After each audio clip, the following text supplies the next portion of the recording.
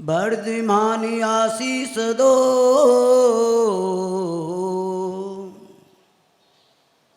गुरुवर आप महान। इन चरणों में जो रहे, गुरुवर आप समान। जय बोलो पंच परमेष्टि भगवान की, जय बोलो 24 तीर्थंकर भगवान की, जय बोलो देवादिक देव पद्म प्रभु भगवान की, जय बोलो परम पूज्य आचार्य परमेष्टि भगवंत वर्धमान सागर जी महाराज की, आचार्य संत की।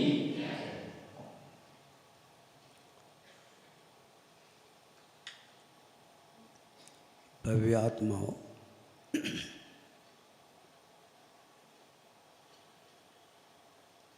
ये जीवन बड़ा अनमोल है।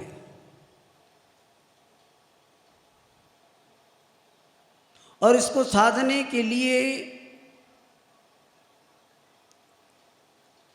हमें धर्म पुरुषार्थ करना पड़ेगा, धर्म की कथाएं श्रवण करनी पड़ेगी। उसके बिना हमारा उद्धार नहीं हो सकता। जब तक महापुरुषों के जीवन चरित्र को अगर हम ठीक ढंग से हमारे जीवन से आकलन नहीं करेंगे कि एक वो और एक मैं, क्या डिफरेंस है, एक वो महापुरुष और एक मैं उनके जैसा ही हूं। वो भी मानव हैं, मैं भी मानव हूं। वो भी इसी कली काल में जिन्होंने जन्म लिया है, अवतरण किया है, और मैंने भी इसी कली काल में जन्म लिया है। कोई पुरानी घटना नहीं है। जिस महापुरुष के बारे में हम बार बार उनके गुणानुवाद कर रहे हैं, वो कोई इतना सदियों पुराना जीव नहीं है, वो इसी काल का है। हमारे इसी पीढ़ियों ने, हमारे दादाओं ने उनके दर्शन किए हैं।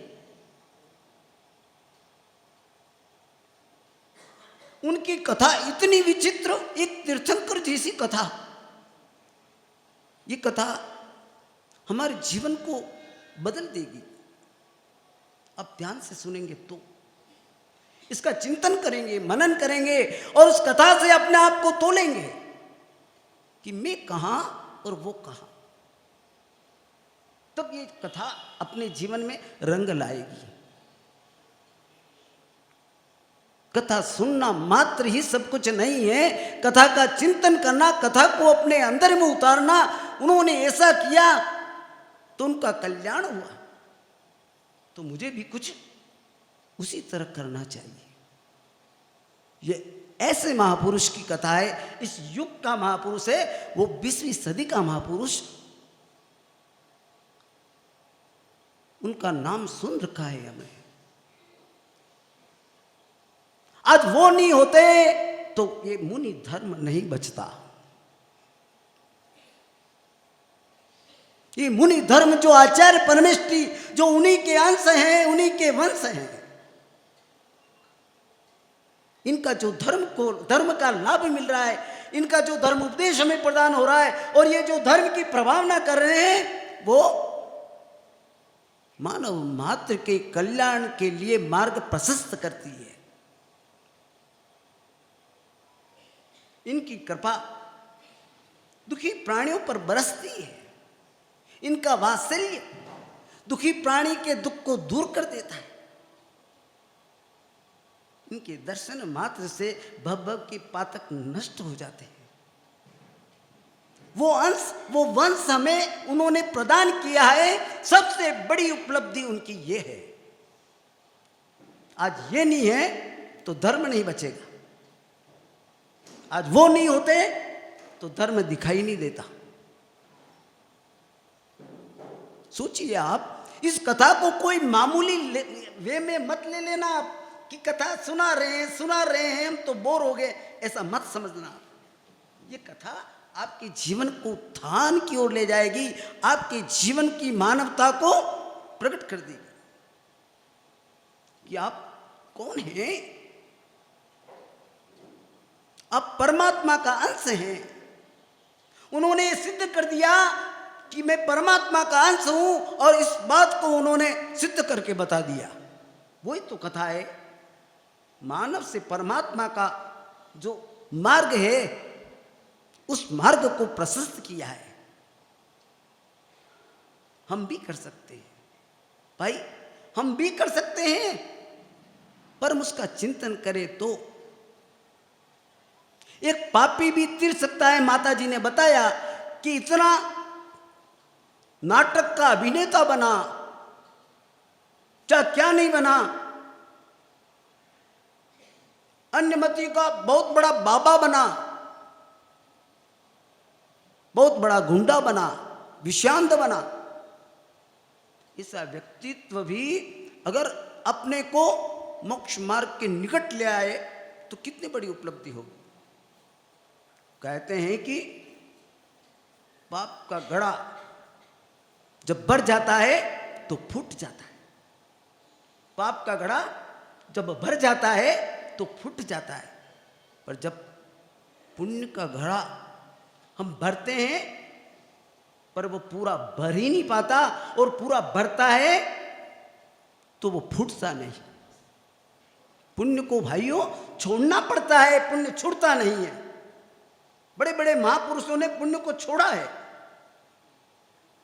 पुण्य तो इस तरह का संबंध बना लेता है कि उसकी शुभ भावनाएं, उसकी धर्म के प्रति रुचि इतना पुण्य वर्धन कर देती है, चक्रवर्ती जैसा वैभव। वो छोड़ता नहीं वैभव चक्रवर्ती का साथ, पर चक्रवर्ती उसको छोड़ देते हैं तुच्छ घास को समझ करके। जैसे घास होती है उस तरह छोड़ देते हैं। देखिए, पुण्य छोड़ना पड़ता है। इस पुण्य के पीछे मत पड़िए, पुण्य तो आ ही जाता है। आप अच्छे काम करेंगे, पुण्य आएगा, कहां जाएगा। हम उसी बात को कहना चाह रहे हैं यहां कि इस कलिकाल के अंदर ये महापुरुष आज भी हैं। हमें विश्वास करना पड़ेगा, धर्म मार्ग को प्रशस्त आज भी कर सकते हैं, ये विश्वास करना पड़ेगा। मानव जीवन का कल्याण पुण्य अर्जित करने में है, अच्छे कार्यों को करने में है, यह विश्वास हमें करना पड़ेगा।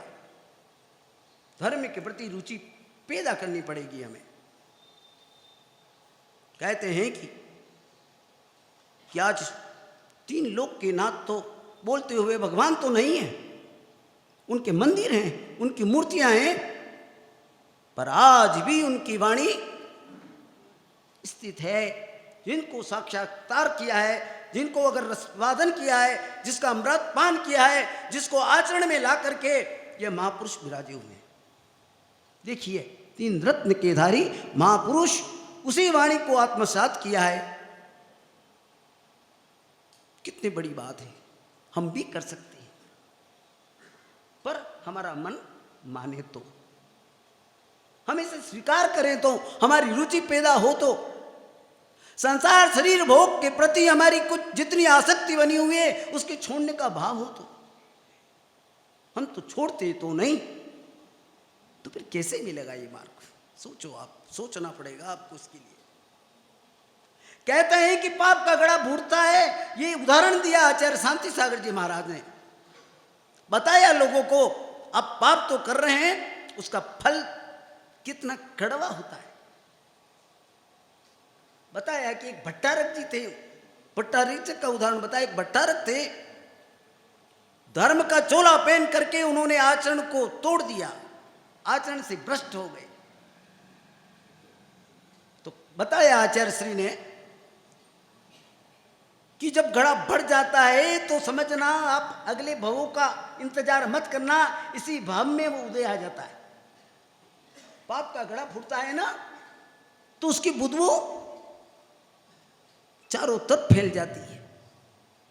घड़ा इतना ना भर जाए कि वो पाप का घड़ा फूट जाए। तो उनका घड़ा, पाप का घड़ा फूट गया। उसी जन्म में ऐसे उनके फफूले उठ गए, जिसमें विष्टा, जिसमें पीप भरे हुए, शरीर इतना बुदबू जिसको कोई सहन नहीं कर सकता। और कहते हैं कि उनकी स्थिति इतनी गंदी हो गई कि उनको संभालने वाला नहीं। आचरण तो भंग कर दिया, धर्म के प्रति विरुद्ध परिणति को कर दिया, पर उसका जो नतीजा मिला, उसका फल मिला, देखो आप। वो मरे तो उनके कमरे में प्रवेश कोई नहीं कर सकता था, इतनी बुदबू। सोचो आप, इतनी बुदबू। सुगंधित पदार्थ लाए गए, डाले गए, और उस कमरे में प्रवेश करके उनका संस्कार किया गया। कि पाप का घड़ा, ध्यान रखना, फूट जाएगा। पाप से सदा वंचित रहना। हमारे परमेष्ठी भगवंत यही बात कहते हैं कि पाप का घड़ा फूट ना जाए, याद रखना। कहते हैं कि देश गुलाम था, देश में आतंक था, देश में कई तरह के लड़ाई झगड़े, सत्याग्रह। पहले से गुलाम देश मुस्लिम राजाओं ने राज्य किया, फिर अंग्रेजों ने अपना अधिकार जमाया, और फिर धर्म का रसातल में जाते हुए देखा आचार्य श्री ने। ये उसी युग में, उसी काल में हुए जब देश आजाद नहीं था, देश गुलामी की जंजीरों में जकड़ा हुआ था। उस समय इनके सामने कितनी विकट समस्या थी कि धर्म को स्वतंत्र रूप से पालन करना। इस महापुरुष ने क्या किया होगा, सोचो आप। जब बिल्कुल आज तो अनुकूलता है, आज हमारा अगर साधु संत यहाँ आता है तो सारी अनुकूल हमारी स्थिति मिल जाती है, पर उस समय क्या परिस्थिति बनी होगी, कौन आहार देने वाला होगा, सोचो आप। कौन साधु संत की वैयाव्रत करने वाला होगा, साधु का किस तरह से एक नगर से दूसरे नगर में जाना कितना कठिन होगा, जहां शासन ही धर्म के खिलाफ हो, जहां शासन ही धर्म के खिलाफ हो, भला धर्म का क्या हाल होगा। तो जब देश आजाद हुआ, क्योंकि मैं जान रहा हूं समय हो रहा है, कि देश आजाद हुआ तो राजनीति की चर्चा चली कि कौन यहां प्रधानमंत्री बनेगा। देखिए आचार्य श्री की दिव्य दृष्टि का एक मैं थोड़ा सा सबूत दे रहा हूं आपको। कितने दिव्य पुरुष थे वो। उन्होंने कहा, जब इसकी चर्चा चली तो उन्होंने ये वाक्य उनके मुंह से निकल गए कि मुझे तो लगता है कि गांधी जी से भी जवाहरलाल का पुण्य भारी है। क्या कहा, क्या कहा, बोलो साहब। इतनी दिव्य पुरुष थे वो। आप किसी भी बारे में बोलते थे तो उनका वो का वो उसका फल था। तो देखिए